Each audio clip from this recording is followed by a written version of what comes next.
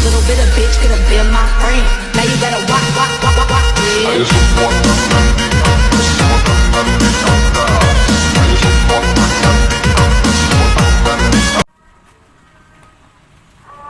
Assalamualaikum teman-teman.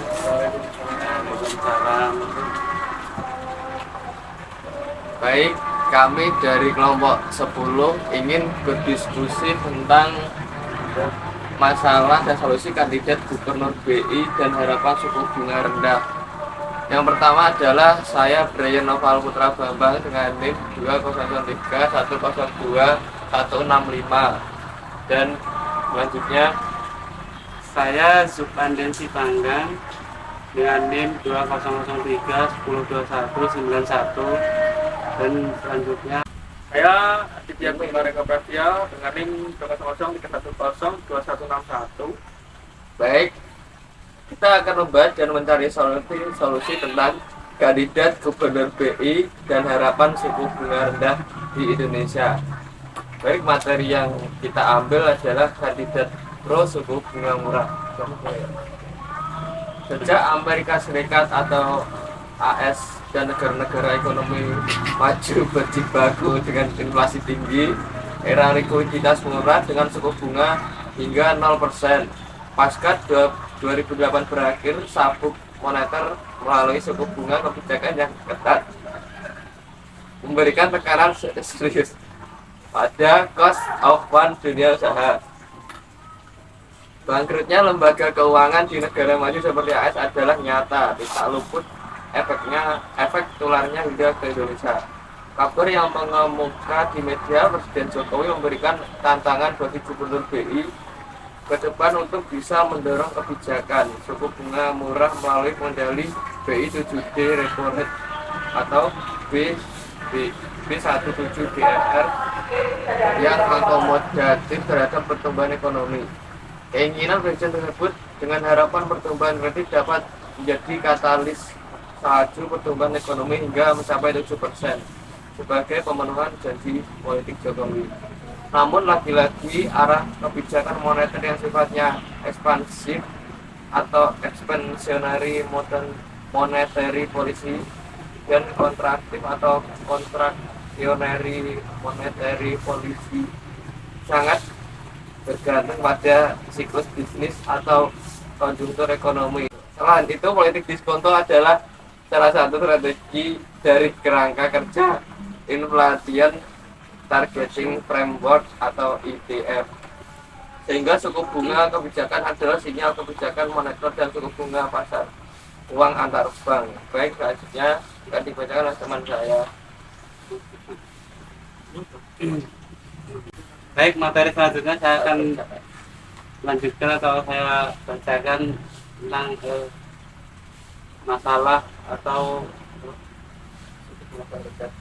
masalah suku bunga rendah di Indonesia. Dimana itu demikian juga ada di pengaturan di sektor keuangan secara makro sebagai bentuk dari fleksibel ITF.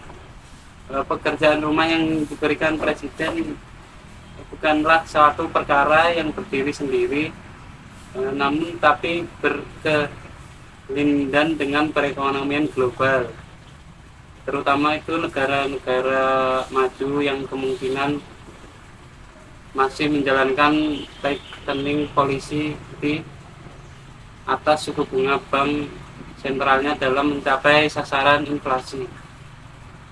BI atau Bank Indonesia mau tetap mengambil kebijakan terhadap suku bunga sebagai bentuk respon kebijakan untuk memahami keinginan Presiden. Perspektif yang dapat dikolaborasi adalah efektivitas transmisi kebijakan moneter diharapkan memiliki dua implikasi. Itu yang pertama, implikasi ya kebijakan moneter ketat melalui pendekatan politik. Diskonto sebagai salah satu instrumen moneter diharapkan memiliki transmisi pada pengendalian inflasi sebagai mandat atau tujuan utama atau sebagai implementasi dari ITF, sehingga inflasi tidak menggerus daya beli dan pertumbuhan ekonomi. Dan materi selanjutnya akan diikutan teman saya, Mas Agus. Silakan. Silakan Mas. Dan Baik, saya akan melanjutkan materi dari teman saya. Yang kedua yaitu lembaga yang kedua. implementasi. Yang kedua yaitu sementara kebijakan moneter longgar melalui policy rate yang diharapkan memiliki efektivitas transmisi pada biaya kredit yang murah sehingga mendorong laju output. Dengan demikian dapat digarisbawahi suasana batin Presiden menginginkan Bank Indonesia dapat mengaktifasi pesan penambahannya dalam ikut menjaga pertumbuhan ekonomi sebagaimana terekspres dalam UU PPSK atau pengembangan dan penguatan sektor keuangan.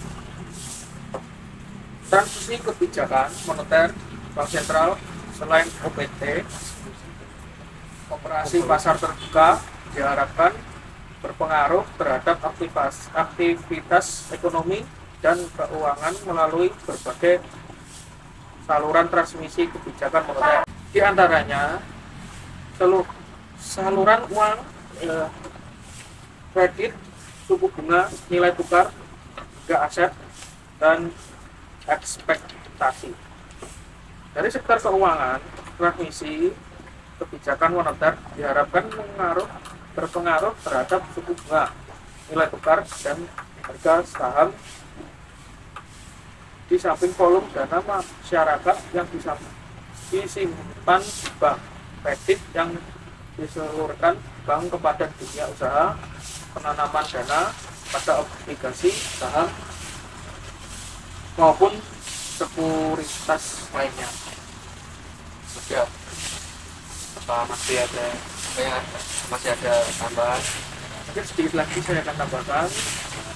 Sedangkan di sektor real, transmisi kebijakan moneter diharapkan mempengaruhi perkembangan konsumsi, investasi, ekspor, dan impor. Tidak bertumbuh hingga pertumbuhan ekonomi dan inflasi yang merupakan sasaran aktif kebijakan moneter. Mungkin itu saja. Baik. Dan materi sudah dibacakan tentang kandidat gubernur BI dan harapan suku bunga bank rendah dari Presiden. Baik, selanjutnya adalah bagaimana tanggapan saudara beserta solusi tentang kandidat gubernur BI dan harapan suku bunga rendah dari Presiden. Silahkan yang ingin menjawab. Tapi ada tanggapan dan solusi. Baik, Mas Adit. Mungkin yang pertama yaitu mengajukan permohonan pengembalian hipotek ke bank yang menawarkan suku bunga lebih rendah. Cukup itu saja, Mas Adit. Mungkin Mas Paden dulu. Saudara Paden, silakan. Ya mungkin kalau dari saya ya untuk mengatasi suku bunga yang rendah di bank itu dapat dipertimbangkan dengan beberapa opsi. Ada 3 opsi di sini, yang ada 4 opsi di sini yang perlu dipertimbangkan untuk mengatasi suku rendahnya bank. Itu yang pertama investasi alternatif, yang dimana itu untuk pertimbangan untuk menginvestasikan uang Anda di tempat lain seperti saham, obligasi, properti, atau instrumen investasi lainnya yang mungkin memberikan hasil yang tinggi lebih daripada tabungan atau deposito bank. Terus opsi yang kedua itu diversifikasi, itu yang disebarkan investasi Anda di berbagai instrumen atau aset dengan cara Anda dapat mengurangi resiko dan mencari peluang di berbagai sektor. Terus opsi yang ketiga itu riset bank lain, yang dimana itu cari bank atau lembaga keuangan lain yang mungkin menawarkan suku bunga yang lebih kompetitif. Beberapa bank mungkin memberikan tingkat bunga yang lebih tinggi daripada yang lain. Terus opsi yang keempat itu investasi jangka panjang. Mungkin itu saja opsi yang bisa dipertimbangkan dengan masalah suku bunga rendah Bank Indonesia. Baik, saya akan memberi tanggapan dan solusi kandidat gubernur BI dan harapan suku bunga rendah. Menurut saya, tanggapan terhadap kandidat gubernur BI dan harapan suku bunga rendah dari Presiden adalah hal yang penting dalam suatu negara. Perekonomian suatu negara, seorang gubernur Bank Indonesia yang kompeten sangat penting untuk menjaga stabilitas moneter dan mengendalikan inflasi. Kandidat yang mempunyai rekam jejak yang baik dan bidang ekonomi dan keuangan akan lebih dihargai. Presiden yang menginginkan suku bunga rendah biasanya berharap agar kondisi ekonomi stabil dan pertumbuhan ekonomi yang berkelanjutan. Ya, jadi suku bunga rendah dapat mendorong investasi dan konsumsi yang pada gilirannya dapat memicu pertumbuhan ekonomi.